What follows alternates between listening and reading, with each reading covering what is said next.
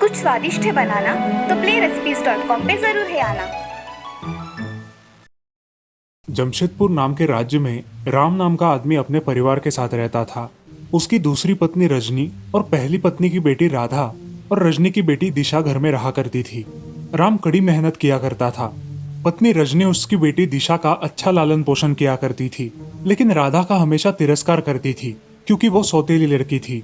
ये बात राम की नजर में आती, मगर वो कुछ बोलता तो दोनों के बीच हमेशा झगड़ा हो जाता और ये बात राधा को बिल्कुल पसंद नहीं थी। वो अपने पिता को हमेशा समझाती और उन्हें चुप रहने कहती। आप मेरे साथ हो ना, फिर माँ से क्यों झगड़ा करते हो? अरे वो तुमसे सौतेला व्यवहार करती है, उसे अकल नहीं है कि तुम कितनी अच्छी हो। आप माँ से लड़ते हो, ये मुझे अच्छा नहीं लगता। अच्छा नहीं लड़ूंगा, ठीक है। कुछ दिनों बाद राम जंगल में लकड़ियां तोड़ने जाता है। बारिश का मौसम होता है। जंगल जाने के बाद जोर की बारिश होने लगती है, बिजलियां कड़कने लगती है और दुर्भाग्य से एक कड़कती बिजली राम के ऊपर गिरकर राम की मौत हो जाती है। अब उसके परिवार को चलाने के लिए कोई नहीं रहता और सारी जिम्मेदारी राधा के सिर पर आ जाती है। राधा अब घर के सारे काम करने लगी और बाहर कुछ काम मिले तो वो भी करने लगी। इस सब के बावजूद रजनी उससे सौतेला व्यवहार ही करती थी, लेकिन बेचारी राधा चुपचाप घर के सारे काम किया करती थी। काम करते समय अगर उससे कुछ गलती हो गई तो उसकी माँ उसे सजा देती थी। ऐसे ही एक दिन राधा आंगन में काम कर रही थी। उसकी माँ ने उसे आवाज दिया।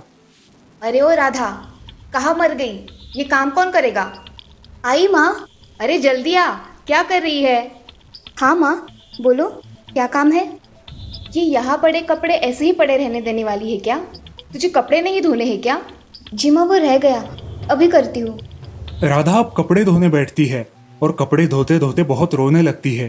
कपड़े धोने के बाद वो घर में चली जाती है। घर में जाते ही रजनी उसे बहुत भला बुरा कहती है। इतनी देर काम कर रही हो जैसे तुम्हारी माँ तुम्हें बहुत काम देती है। अब जल्दी जल्दी खाना बनाओ, मुझे बहुत जोरों की भूख लगी है। हाँ माँ, बहुत भूख लगी है, जल्दी खाना बनाओ। अब दिशा और रजनी एक जगह बैठकर गप्पे मारने लगते हैं और कुछ काम नहीं करते। ये सब देखकर राधा को बहुत बुरा लगता है, लेकिन वो अपना काम चुपचाप करने लगती है। ऐसे ही एक दिन राधा आंगन में कुछ लकड़ियां काट रही थी और तभी उसके हाथ में चोट लग गई। वो जोर जोर से रोने लगी। उसकी आवाज सुनकर उसकी माँ और उसकी बहन वहां आई। क्या हुआ, क्यों चिल्ला रही हो? उसके हाथ में खून देख दिशा बोलती है। दीदी को कुछ लगा है? अरे कुछ नहीं हुआ है, काम करने में उतनी ही छूट मिल जाती है, इसीलिए ये नाटक कर रही है। और ऐसा कहकर रजनी वहां से चली जाती है, लेकिन दिशा उसे हल्दी लगाती है। धन्यवाद दिशा। अब दिशा वहां से चली जाती है और राधा अपने माँ की याद निकालकर रोने लगती है। अगले दिन राधा फिर से काम करने लगती है। उसके हाथ में बहुत दर्द होता है, फिर भी वो काम करती ही रहती है। वो कुएं में से पानी निकालने जाती है और गलती से उसके हाथ से बाल्टी पानी में गिर जाती है। जोर से आवाज होती है। वो आवाज सुनकर रजनी बाहर आती है। क्या हुआ कलमुही, अब क्या नुकसान किया तूने? मेरा तो तू नुकसान ही कर रही है। कुछ नहीं माँ, हाथ से बाल्टी गिर गई। और कर नुकसान, जा चल बाल्टी निकाल कर ला। मुझे तैरना नहीं आता माँ, मुझे डर लगता है पानी से, मैं नहीं जाऊंगी। तू मुझे क्या पागल समझी है क्या? राधा बहुत रोने लगती है, फिर भी उसकी माँ उसे बहुत भला बुरा कहती है और अगर बाल्टी नहीं मिली तो घर में ना आने के लिए बोलती है। अब राधा के सामने कुएं में कूदने के अलावा कोई उपाय नहीं बचता। वो भगवान का नाम लेती है और एक रस्सी की मदद से कुएं में उतरने लगती है। वो बहुत गहराई तक पानी में उतरती है, मगर उसे कोई बाल्टी नजर नहीं आती। वो और अंदर जाती है। अनजाने में वो एक सुंदर तालाब में आ जाती है। वो तालाब से बाहर निकलती है और उस तालाब के बाहर की दुनिया देखकर बहुत खुश हो जाती है। बाहर निकलने के बाद वहां के रास्ते पर उसे एक सेब का पेड़ दिखाई देता है जो रो रहा था। राधा उस पेड़ के पास जाती है और उससे बात करती है।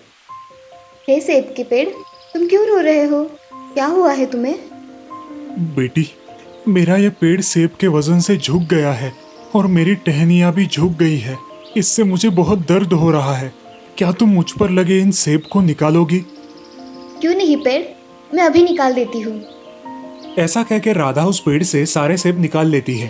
अब वो पेड़ बहुत हल्का महसूस करता है और राधा से कहता है, धन्यवाद बेटी, तुमने मेरी बहुत बड़ी मदद की है। अब मुझे हल्का हल्का महसूस हो रहा है। बेटी, तुम अब इस रास्ते से आगे जाओ। राधा उस पेड़ को धन्यवाद देके आगे बढ़ती है। आगे बढ़कर उसे एक गाय दिखाई देती है जो लंगड़ कर चल रही थी। वो गाय लंगड़ते हुए उसके पास आई और राधा से कहा, बेटी, क्या तुम मेरी थोड़ी मदद कर दोगी?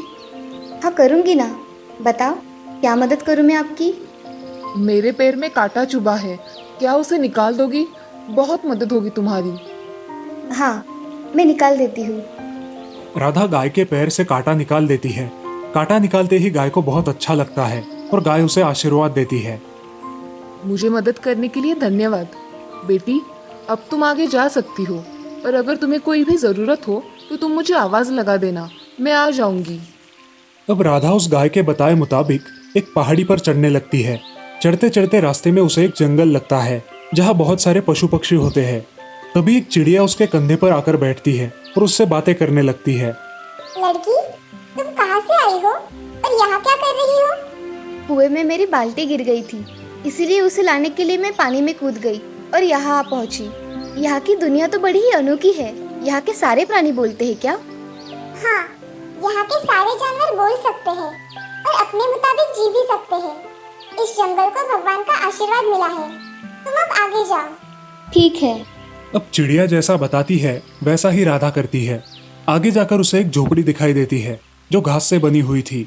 राधा उस झोपड़ी के पास जाती है और उसका दरवाजा ठकठकाती है। तभी अंदर से एक बूढ़ी दादी बाहर आती है। तुम कौन हो और यहाँ कैसे आई? मैं इस जंगल में तालाब से आई हूँ और मुझे बहुत भूख भी लगी है। क्या आप मुझे कुछ खाने को दोगी? मैं तुम्हें खाना दूंगी, मगर उसके बदले में तुम्हें मेरा एक काम करना होगा। कौन सा काम करना होगा मुझे? तुम्हें घर की साफ सफाई करनी होगी और साथ ही साथ खाना भी बनाना होगा। हाँ मैं कर लूँगी दादी, मुझे ये सारे काम आते हैं। दादी मैं ये सारे काम करूँगी। दादी उसे खाने के लिए खाना देती है और राधा अब दादी के साथ ही उस झोपड़ी में रहने लगी।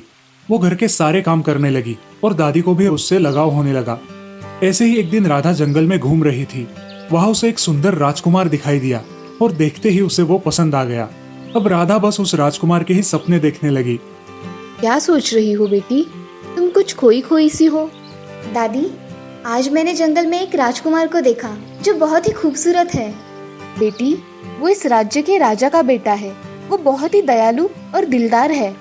कुछ दिन बीत जाते हैं। एक दिन राधा को अपने माँ की बहुत याद आने लगती है। वो ये बात दादी को बताती है और दादी उसे एक झरने के पास लेकर जाती है। राधा बेटी, तुम इस झरने से तुम्हारे घर पहुंच जाओगी। ये लो तुम्हारी बाल्टी। ये तो सोने से भरी हुई है। राधा झरने के नीचे खड़ी रहती है और उसके बदन पर सोने के आभूषण आ जाते हैं। दादी, ये किसके लिए है? ये सब तुम्हारे लिए है। अब ये झरना तुम्हें तुम्हारे घर तक ले जाएगा। ऐसा कहते ही राधा वहाँ से गायब हो गई और अपने माँ के घर लौट आई। माँ देखो, ये तो राधा है ना? इसके बदन पर कितने आभूषण हैं देखो, सब सोने के लगते हैं। रजनी भी वहाँ आ जाती है और राधा से पूछताछ करती है। राधा सब सच बता देती है। अब उसकी माँ लालच में आकर अपनी बेटी दिशा से कहती है, बेटा दिशा, तू भी उस कुएं से उस जंगल में जा और जल्दी से सोना लेकर आ। जी माँ, अभी जाती हूँ। अब दिशा उस कुएं में कूद जाती है और तालाब से बाहर निकलती है।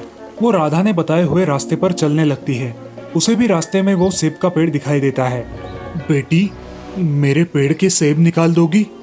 मुझे सोना चाहिए, मैं तुम्हारे पेट के सेब तोड़ने नहीं आई हूँ। ऐसा कह के दिशा उस पेड़ को वैसा ही छोड़ के आगे चली जाती है। अब आगे उसे रास्ते पर वो लंगड़ी गाय मिलती है। गाय उससे कहती है, बेटी, क्या तुम मेरी थोड़ी मदद कर दोगी? मैं यहाँ तुम्हारी मदद करने के लिए नहीं आई हूँ, मैं यहाँ सोना लेने आई हूँ। ऐसा कह के दिशा वहाँ से भी चली जाती है। आगे जाकर उसे वो घना जंगल लगता है और उसके कंधे पर वही चिड़िया आकर बैठती है। दिशा गुस्से से उस चिड़िया को पकड़कर फेंक देती है, जिसकी वजह से वो जख्मी हो जाती है। चिड़िया उससे कहती है, घमंडी लड़की, तूने मुझे जख्मी क्यों किया? मैं यहाँ तुम्हें जख्मी करने या तुमसे बात करने नहीं आई हूँ, मैं यहाँ सोना लेने आई हूँ। ऐसा कह के दिशा आगे चली जाती है। अब उसे पहाड़ी पर वो झोपड़ी दिखाई देती है। वो जल्दी जल्दी में उस झोपड़ी के पास जाती है और दादी को आवाज देती है, दादी, ओ दादी, कहाँ हो आप? अब दादी झोपड़ी से बाहर आती है और उसे देखकर बोलती है, कौन हो तुम बेटी? मैं राधा की बहन हूँ दादी, मैं यहाँ सोना लेने आई हूँ। अरे तुम राधा की बहन हो? आओ, अंदर आओ। नहीं दादी, मैं यहाँ रहने नहीं आई हूँ, मैं यहाँ सोना लेने आई हूँ। अरे राधा ने मेरे घर के सारे काम किए थे। मुझे वो सारे काम नहीं आते, मुझे सिर्फ सोना चाहिए। आप मुझे जल्दी से सोना दे दो, मुझे मेरे माँ के पास भी जाना है। तुम्हें बहुत जल्दी है जाने की। अच्छा तुम ऐसा करो, तुम मेरे साथ आओ और इस झरने के नीचे खड़ी रहो। दादी जैसे कहती है वैसा ही दिशा करती है और झरने के नीचे जाकर खड़ी हो जाती है। तभी झरने का पानी दिशा के शरीर पर पड़ने लगता है और दिशा का रंग पूरा काला हो जाता है। अब वो उसका रंग देखकर दादी से बोलती है, दादी, झरने के पानी से मेरा रंग काला क्यों हो गया? मुझे सोना चाहिए, ये काला रंग नहीं।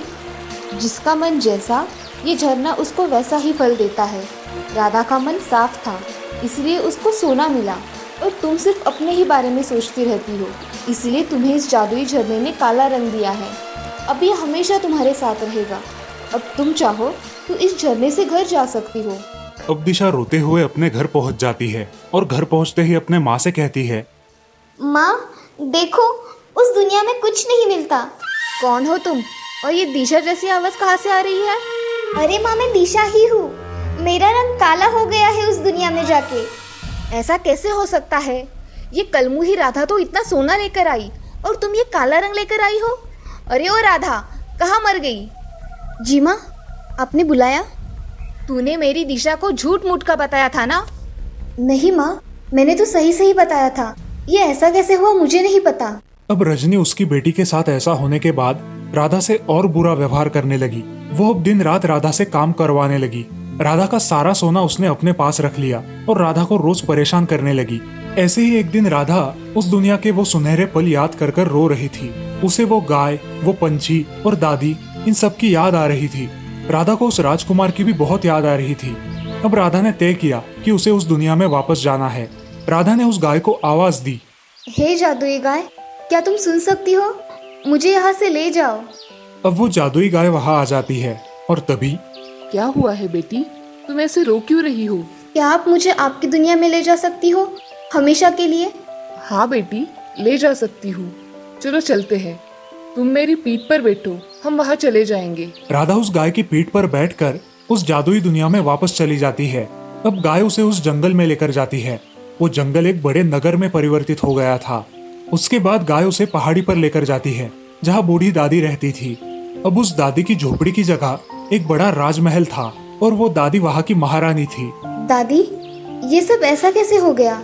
राधा, ये एक बहुत बड़ा नगर है जहाँ हम सब रहते हैं। जब कोई अनजान आता है तो उसके लिए ये जंगल बन जाता है। क्या हुआ राधा, तुम ऐसे अचानक यहाँ कैसे आई? मेरी माँ मुझे बहुत परेशान करती है। मैं चाहती हूँ कि मैं हमेशा आप ही के पास रहूँ। मेरे बाबा जाने के बाद आप ही ने मुझे इतना प्यार किया है। आपसे मुझे बहुत प्यार मिला है, इसी वजह से मैं आपके पास रहना चाहती हूँ। ठीक है, तुम यहाँ हमेशा के लिए रह सकती हो राधा।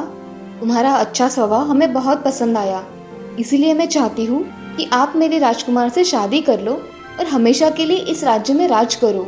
मगर मैं कैसे दादी? क्यों? तुम्हें पिछली बार राजकुमार पसंद आया था ना? वो राजकुमार मेरा पुत्र है।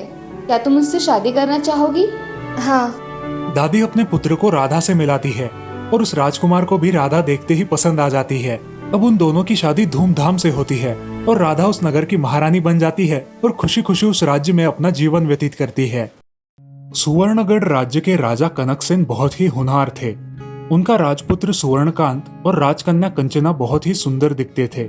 उनके सौंदर्य और शूरता के चर्चे हर राज्य में फैले हुए थे।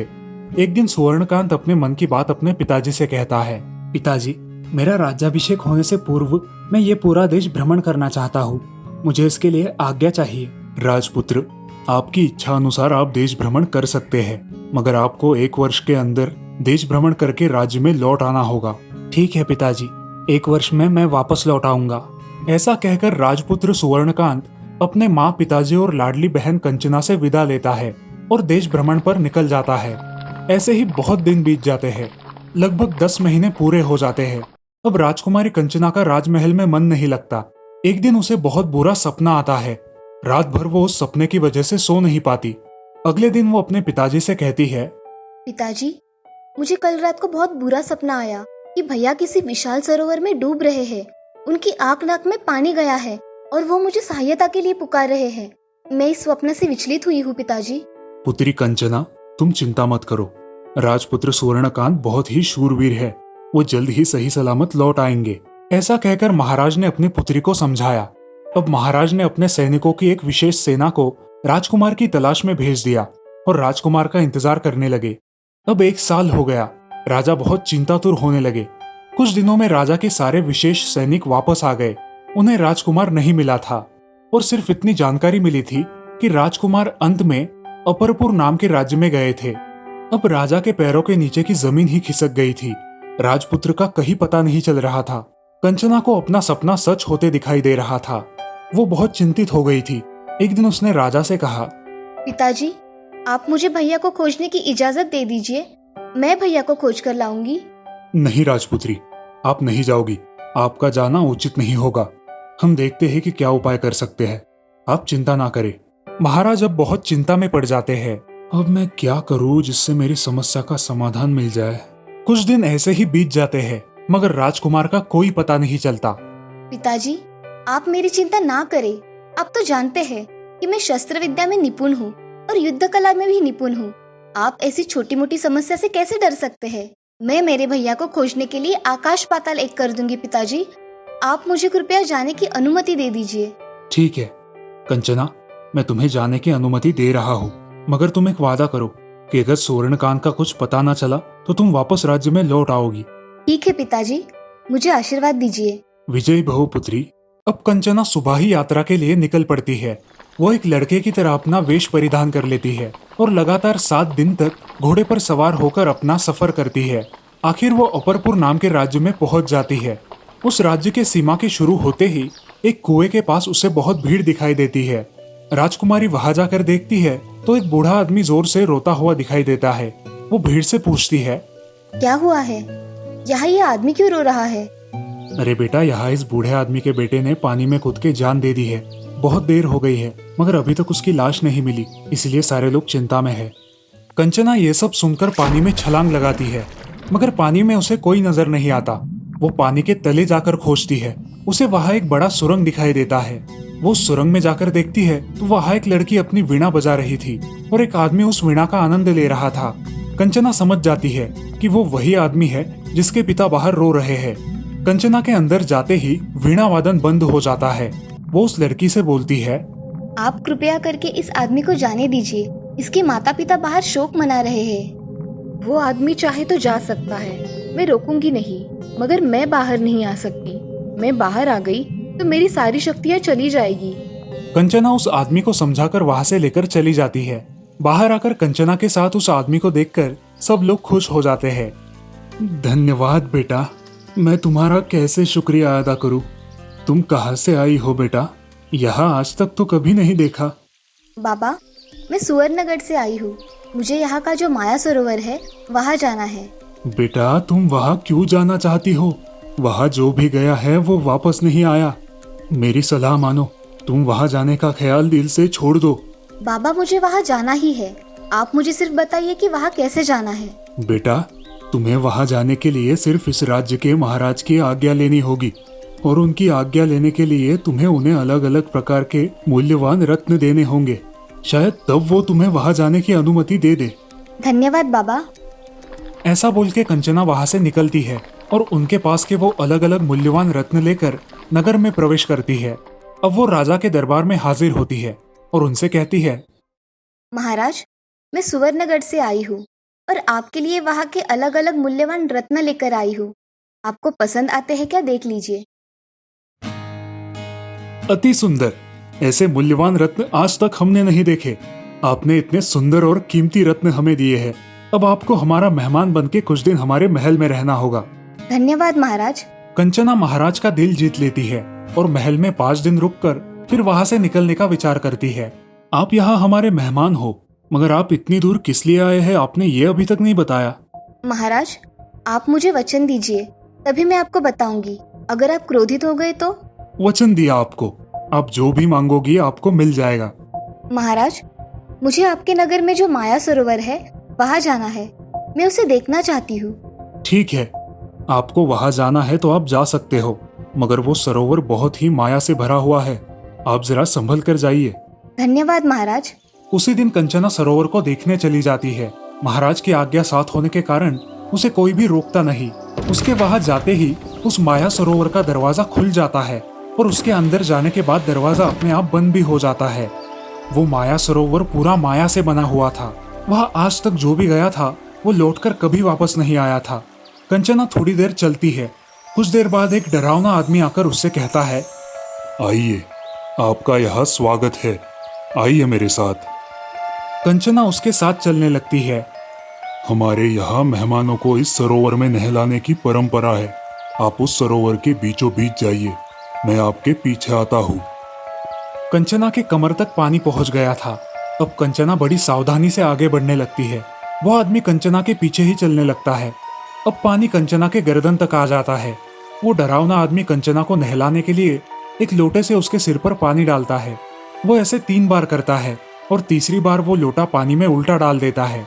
लोटा उल्टा डालते ही कंचना पानी में डूबने लगती है। जैसे तैसे वो ऊपर लटकती एक रस्सी को पकड़कर जोर से खींचती है और तभी सब तरफ प्रकाश फैल जाता है। थोड़ी ही देर में सारा सरोवर बड़े आलीशान महल में परिवर्तित हो जाता है। कंचना महल में आगे जाकर देखती है। उसे वहां एक बड़ा मंडप दिखाई देता है जिसमें अलग अलग प्रकार की मूर्तियां खड़ी हुई है। उन मूर्तियों के बीचों बीच एक सोने के पिंजरे में एक तोता होता है और उस तोते के सामने एक दीवार पर राजमुद्रा गढ़ित होती है जिस पर एक संदेश लिखा होता है। कंचना उस दीवार के पास जाकर वो संदेश पढ़ती है। जो भी आगे रखे हुए धनुष्य से इस सोने के पिंजरे में कैद तोते की दाहिनी आंख को बाण मारेगा, उसे इस माया सरोवर की माया प्राप्त होगी और यहाँ का मूल्यवान कोहिनूर हीरा भी उसे मिल पाएगा। और अगर कोई ये शर्त पूरी ना करे तो वो मूर्ति में परिवर्तित हो जाएगा। ये सब पढ़कर अब उसे समझ में आ जाता है कि उसके भाई सुवर्णकांत का क्या हुआ होगा। वो झट से उन मूर्तियों के पास चली जाती है और अपने भाई को ढूंढती है, मगर सारी मूर्तियां एक जैसी ही दिखाई देती है। वो धनुष उठाकर तीर मारने के लिए सज्ज हो जाती है और एक तीर मारती है। उसका निशाना चूक जाता है। हे राजकुमारी कंचना, क्यों यहाँ निरर्थक प्रयास कर रही हो? उस तोते ने वो राजकुमारी है यह पहचान लिया और उसे वहां से भाग जाने की सलाह दी। नहीं, अब जो भी है, मगर हमारा राजवंश हमें कोई भी चुनौती को छोड़कर भागने की अनुमति नहीं देता। इसीलिए मुझे ये चुनौती स्वीकार है। मेरा कुछ भी हो जाए, मगर मैं पीछे नहीं हटूंगी। ये कहते ही उसका कमर तक का सारा शरीर मूर्ति में परिवर्तित हो गया। अब उसने दूसरा तीर उठाया और निशाना लगाया। इस बार भी निशाना चूक गया। राजकुमारी, तुम्हारा भी हाल इन बाकियों की तरह ही होने वाला है। अब राजकुमारी डर गई। उसके हाथों तक का भाग मूर्ति बन गया था। अब उसके पास आखिरी तीर बचा हुआ था। हे सारे गुरुवर्य, मुझे आपके आशीर्वाद की जरूरत है। आप मुझे कृपया करके अपना आशीर्वाद प्रदान करें। ऐसा कह के कंचना ने तीसरा तीर धनुष पर लगाया और उसे अपने सिर से लगा के तोते की तरफ आखिरी निशाना लगाया। वो तीसरा तीर जाके उस पंछी की दाहिनी आंख में घुस गया। सारा मंडप टूट गया और उसके पैरों के पास एक बड़ा हीरा आकर पड़ा। राजकुमारी ने आंखें खोली और वो हीरा उठाकर मूर्तियों के पास चली गई। हर मूर्ति को वो हीरे से स्पर्श करने लगी। हीरे के स्पर्श करते ही सब मूर्तियां मुक्त होने लगी और राजा महाराजा ऐसे सारे लोग मुक्त होने लगे। अब एक आखिरी मूर्ति बची थी। हे भगवान, ये मेरा भाई है। ऐसा कह के वो आखिरी मूर्ति को हीरा लगाकर उसे मुक्त करती है और उसके सामने उसका भाई राजपुत्र सूर्यकांत खड़ा दिखाई देता है। कंचना, आपके सामर्थ्य का कोई मोल नहीं है। आपने हमें छुड़ाकर आपकी वीरता सिद्ध की है। मैं आपका हमेशा ऋणी रहूंगा। भैया, आप मुझे मिल गए, मेरे लिए यही बहुत है। चलिए, अब हम हमारे राज्य में लौट जाएंगे। ऐसा कह के सुवर्णकांत और कंचना अपने राज्य में लौट आते हैं। दोनों को देखकर महाराज बहुत खुश हो जाते हैं और अपनी बेटी पर उन्हें बहुत गर्व महसूस होता है।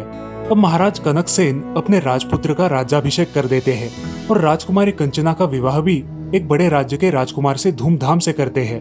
अब राजा और राजा की प्रजा बहुत खुश हो जाती है और सभी लोग खुशी खुशी रहने लगते हैं। इस कहानी से हमें ये सीख मिलती है कि कोई भी काम धैर्य और विवेक से करना चाहिए। अगर अपने इरादे बुलंद हो तो कोई भी काम नामुमकिन नहीं है। मदुराई नाम के गांव में रामा और उसकी पत्नी शांता रहती थी। वो दोनों खेती में काम किया करते थे। उनको एक लड़का था जिसका नाम था सुधीर। रामा अपने खेतों में बहुत मेहनत किया करता था। उसका बेटा सुधीर पढ़ाई लिखाई में बहुत होशियार था। रामा अपने बेटे को खूब पढ़ने के लिए कहता और उसकी पढ़ाई के लिए जो भी पैसे लगे वो जैसे तैसे करके जमा कर ही लेता। बहुत दिन बीत जाते हैं। एक दिन खेत से लौटते समय रामा को दिल का दौरा पड़ जाता है और उसकी वही मौत हो जाती है। रामा की ऐसी मौत देख के सारे गांव वाले बहुत दुखी हो जाते हैं। उसकी पत्नी शांता के पास अब कमाने का कोई साधन नहीं रहता और उसके बेटे के कुछ दिनों बाद खाने के भी लाले पड़ने लगते हैं। माँ, पिताजी जाने के बाद हमारे खाने के लाले पड़े हैं, हमें कुछ करना चाहिए। हम क्या कर सकते हैं बेटा, मुझे तो कुछ भी नहीं आता। अरे माँ, तुम डोसा कितना अच्छा बना देती हो, क्यों ना तुम डोसा बनाकर बेचो। इस काम में मैं तुम्हारी मदद करूंगा। मगर हमारा डोसा लोग खाएंगे क्या? माँ, कुछ ना कुछ काम तो करना ही पड़ेगा। तुम्हें जो आता है वही क्यों नहीं, लोग आएंगे भी और डोसा खाएंगे भी। शांता अपने बेटे की बात मान लेती है और अगले दिन से ही डोसा बनाने का काम शुरू कर देती है। एक पेड़ के नीचे बैठकर वो एक चूल्हे पर डोसा बनाना शुरू करती है और बेटा सुधीर वो डोसा लोगों तक पहुंचाता है। लोगों को शांता का डोसा बहुत पसंद आने लगा। धीरे धीरे उसके दुकान पर भीड़ बढ़ने लगी। अब शांता को भी खुद पर विश्वास होने लगा और उसने जल्द ही अपना खुद का एक ठेला खरीद लिया। वो अब उस ठेले पर अपना डोसा बेचने लगी। उसके ग्राहक उसकी बहुत प्रशंसा करने लगे। अरे भाभी, आपका डोसा तो बहुत ही अच्छा है, आपके डोसे के दाम भी कम है और टेस्ट भी लाजवाब है। धन्यवाद भाई साहब। ऐसा बोल के सारंग वहां से चला जाता है। अब हमारे ग्राहक बढ़ रहे हैं और बारिश के मौसम में यहाँ डोसा बेचना बहुत मुश्किल है। क्यों ना हम जमा किए हुए पैसों से एक दुकान खरीद ले और दुकान में डोसा बेचे। हाँ बेटा, तुम ठीक बोल रहे हो। दुकान हो जाएगा तो हमें डोसा बेचने में आसानी हो जाएगी और हमारे ग्राहकों को सुकून से डोसा खाने के लिए जगह भी मिल जाएगी। अब शांता गांव में एक दुकान खरीद लेती है और वहां से अपने डोसे का काम शुरू करती है। शांता के डोसे अब खूब बिकने लगे। एक दिन उसकी दुकान पर उसकी पड़ोसन रमैया आती है। अरे शांता, पति के जाने के बाद तुमने घर को तो बहुत अच्छे से संभाल लिया है, मगर अपने बेटे की पढ़ाई का क्या? अरे आंटी, आप चिंता मत कीजिए। मेरे पड़ोस का शिवा है ना, वो मुझे सब अभ्यास बता देता है। मैं खुद से घर पर बैठकर पढ़ाई करता हूँ और माँ की मदद भी हो जाती है। शांता घर जाकर सोचने लगती है, मैंने घर के चक्कर में अपने बच्चे का जीवन दांव पे तो नहीं लगा दिया ना? अब मुझे उसके लिए कुछ करना होगा। कुछ दिनों बाद सुधीर की 12वीं की परीक्षा होती है। सुधीर 12वीं की परीक्षा में अव्वल आता है। आगे की पढ़ाई के लिए उसे शहर जाना पड़ेगा। अरे सुधीर, तुझे तो अच्छे मार्क्स मिले हैं। तुम इंजीनियरिंग की पढ़ाई करने अब शहर जाओ। माँ, मैं तुम्हें छोड़कर कहीं नहीं जाऊंगा। और रही बात पढ़ाई की, तो मैं घर पर ही पढ़ लूंगा, अब तक जैसे किया है। नहीं बेटा, आज तक तुमने बहुत कष्ट किए हैं। अब मैं चाहती हूँ कि तुम तुम्हारी पढ़ाई पर ध्यान दो और अपने पिताजी का सपना पूरा करो। माँ, मैं तुम्हारी और पिताजी की इच्छा पूरी करूंगा। मैं मन लगाकर पढ़ाई करूंगा। बेटा, तुम यहाँ की कोई चिंता मत करो, मैं यहाँ सब संभाल लूंगी। सुधीर पढ़ाई करने शहर चला जाता है और इधर शांता भी अपने दुकान में अच्छी तरह से काम करने लगती है। हाथ बटाने के लिए वो अपने साथ 2 औरतें भी रख लेती है। उसका धंधा बहुत अच्छा चल रहा था और वहाँ सुधीर भी अच्छी तरह से पढ़ाई करके एक इंजीनियर बन गया था। कुछ सालों बाद वो गाँव आया और अपनी माँ की फिर से मदद करने लगा। बेटा, तुम इतना पढ़े हो तो तुम किसी अच्छी कंपनी में जॉब क्यों नहीं कर लेते? इससे तुम्हें अच्छी तनख्वाह भी मिल जाएगी। नहीं माँ, पिताजी जाने के बाद तुमने मेरा बहुत ख्याल रखा और अब मुझे शहर जाने कह रही हो। मैं यही रहूंगा और तुम्हारा काम में हाथ बटाऊंगा। सुधीर घर रहकर अपने माँ की मदद कर देता है और अपनी पढ़ाई से अपने धंधे में कुछ बदलाव लाता है। अब सुधीर अपने डोसे के धंधे को ऑनलाइन कर देता है और सारे गांव में अपने ऑनलाइन डिलीवरी के पर्चे छपवा देता है। लोग उस पर्चे पे दिए हुए नंबर पर कॉल करके ऑनलाइन ऑर्डर देते हैं।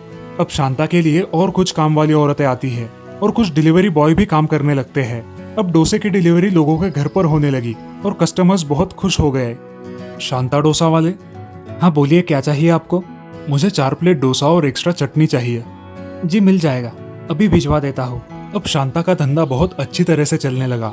सुधीर उस छोटे से धंधे को नई ऊंचाइयों पर ले गया। अब उनके ठेले की जगह एक बड़े होटल ने ले ली। शांता को भी अब आराम मिल गया। अब पूरा कारोबार सुधीर ही देखने लगा और इस तरह से सुधीर और उसकी माँ ने खूब मेहनत कर अपना जीवन सार्थक किया। इस कहानी से हमें ये सीख मिलती है कि हमें अपने आप पर भरोसा रखकर मेहनत करनी चाहिए, क्योंकि मेहनत करने वाले की कभी हार नहीं होती।